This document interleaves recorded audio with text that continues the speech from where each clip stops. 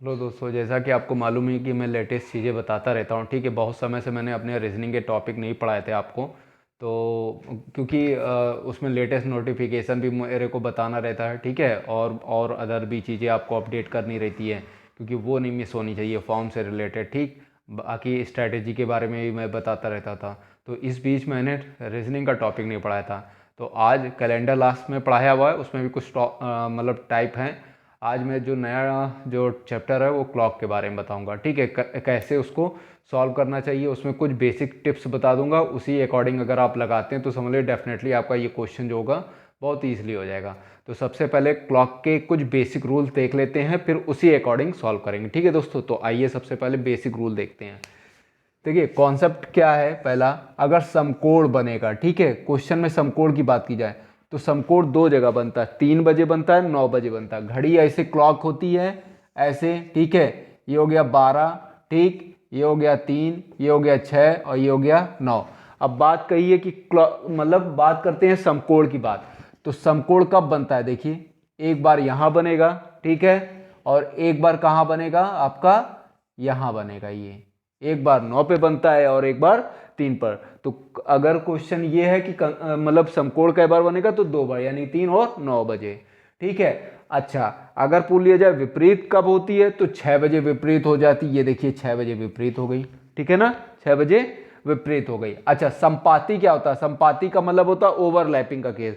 Overlapping कब होती है, 12 बजे हो जाती है। ठीक है, तो ओवरलैपिंग पूछा जाए तो 12 बजे। ठीक। अच्छा, अब बात करते हैं कुछ नई चीज के बारे में। आइए अब बात करते हैं घड़ी का प्रतिबिंब पे आधारित प्रश्न की बात की जाए। ठीक है, अगर क्वेश्चन आ जाए घड़ी के प्रतिबिंब पर आधारित प्रश्न, तो घड़ी का मैं उसके कॉन्सेप्ट लिख दिया हूं, घड़ी में समय और प्रतिबिंब समय। तो घड़ी में समय जो होता है 1 2 3 4 5 6 7 8 9 10 11 12 होता है। अच्छा, प्रतिबिंब समय कैसे निकालेंगे, ठीक है, ये तो मैंने नॉर्मल टाइम बता दिया आपको। प्रतिबिंब समय निकालने के लिए आप 12 में से उसी टाइम को माइनस कर दीजिए। जैसे हमें पूछना है कि एक का प्रतिबिंब समय क्या है, तो 12 में से एक घटाया क्या आएगा, 11 आएगा। देखिए 11 आया, ठीक है। अच्छा, अगर हम बोल दें कि 2 का विपरीत प्रतिबिंब समय क्या है, तो 12 में से 2 गया तो 10 आ जाएगा।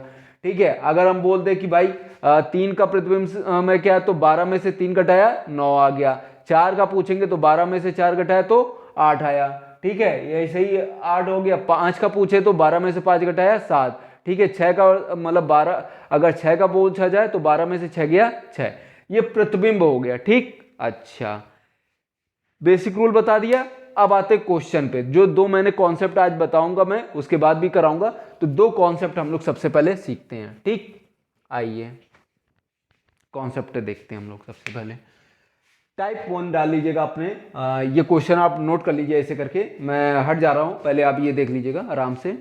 ठीक है, ये देख लिया आपने। चलिए, आपने स्क्रीनशॉट ले लिया होगा। ठीक, तो टाइप 1 की बात की जाए, उसमें क्या है, उस समय का चयन करिए, उस समय का चयन करें जो किसी घड़ी में 9 यानी कि 9:30 9:30 का 9:30 की सही दर्पण छवि को दर्शाए। ठीक है, 9:30 की सही दर्पण को दर्शाए। जब भी आए सही दर्पण छवि करे। ठीक है, ऐसा पूछे क्वेश्चन, आपको करना क्या है, कुछ नहीं, 11:60 में से 9:30 क्या कर देना है, घटा देना। ये लिखा 9, इधर लिखा 30।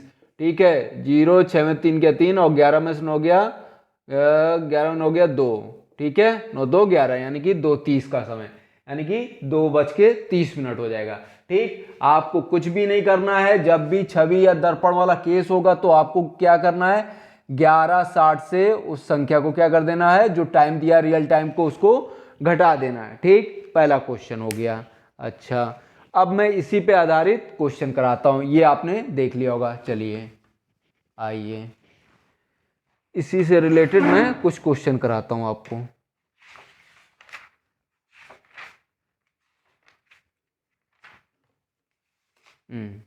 9:30 हो गया।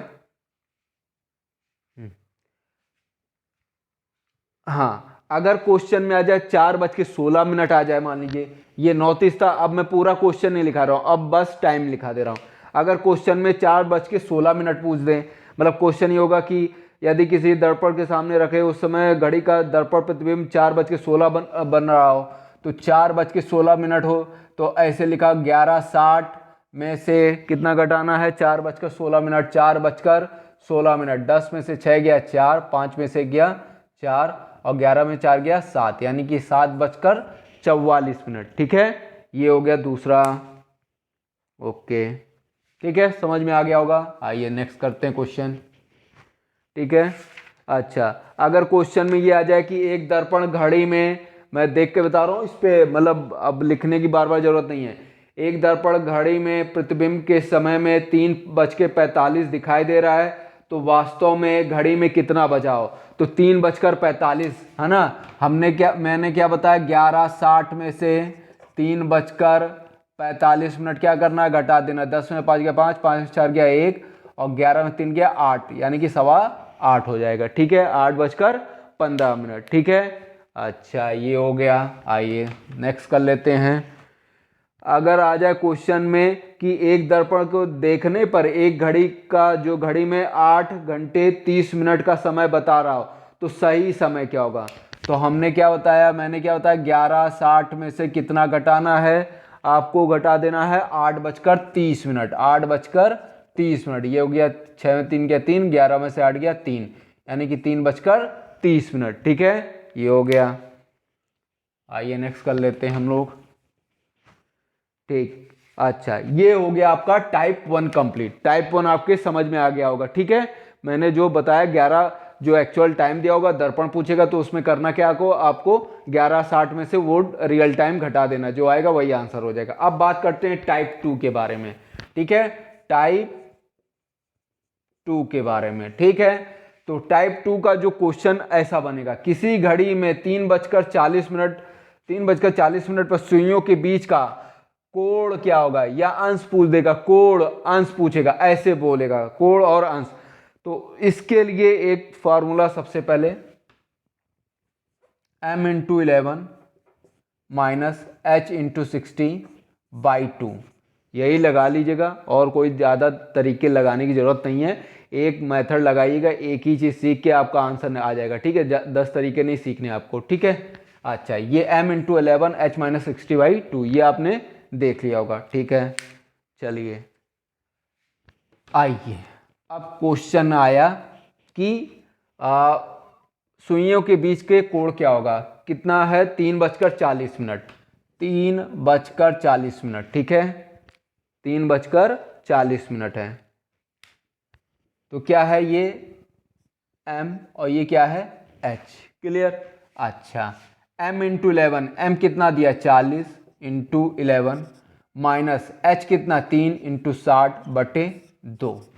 ठीक, अच्छा, 11 चौक 44। ठीक है, 11 चौको 44, 440 माइनस 6 18 180। ठीक, बटे 2। ठीक है, 440 में से 180 घटा दो। ठीक, 14 में से 8 गया 6 और 3 में से 1 गया 2, 260। 260/2 यानी कि 2 1 2 2 3 6 130 डिग्री।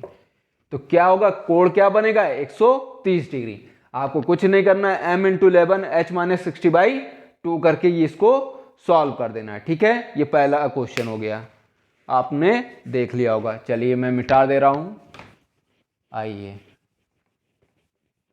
ठीक है, ये इसका मैं ऊपर ही कर रहा हूं सवाल। ठीक, आइए, अगर क्वेश्चन आ जाए कि 7:35 बजे, मतलब 7:35 पे घड़ी की सुइयों आपस में कितने अंश का कोण बनाएंगी, कितने अंश का कोण बनाएंगे। अगर टाइम दे दे 7 कितना दिया है 35, टाइमिंग दे दे 7:35। आइए, 7:35। मैंने क्या बताया, m×11, ये m हो गया, ये h हो गया। m कितना है 35×11 माइनस h कितना 7×60/2। ठीक है, 11 का मल्टीप्लाई करो, 11 × 5 = 55, 5 11 × 3 = 33, 5 38 माइनस का 7 × 6 = 42, 420/2। ठीक है, आपको क्या करना है, इसको घटा देना। 420 में से 385 घटाना, 10 में 5 गया 5 और 11 में से 8 गया 3 और 3 में से ठीक है ना, हाँ ठीक, 3 में से 3 गया 0, यानी कि 35/2, 35 का आधा, ठीक है, 35 का आधा नहीं आता तो 34 का आधा 17, और 17 और 5 का आधा कितना हो जाएगा 0.5 करके, तो ये हो जाएगा 7.5, यानी कि ये हो जाएगा 7.5 डिग्री। क्लियर? अच्छा, 7 दूनी 34 और 1 35, ठीक है। आइए, समझ में आ गया होगा, आइए ठीक है, दूसरा करते हम लोग।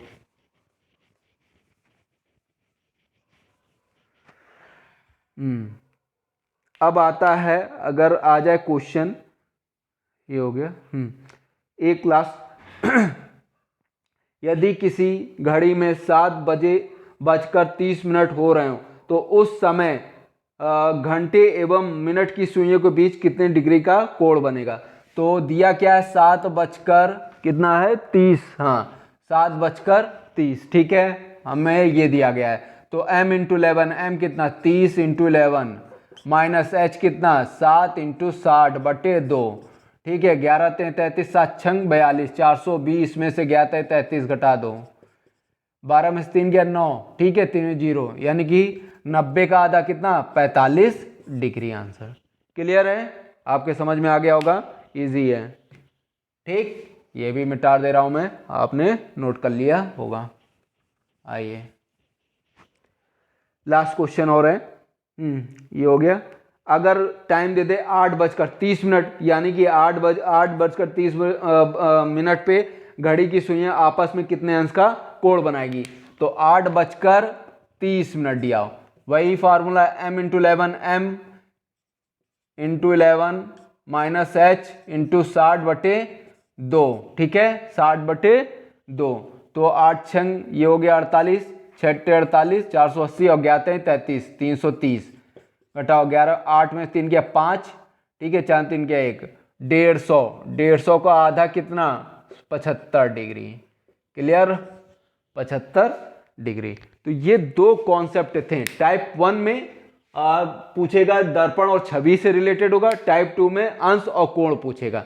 तो पहले वाले में 1160 से घटाना है और दूसरे वाले में m × 11 h माइनस में h × 60/2 करना है।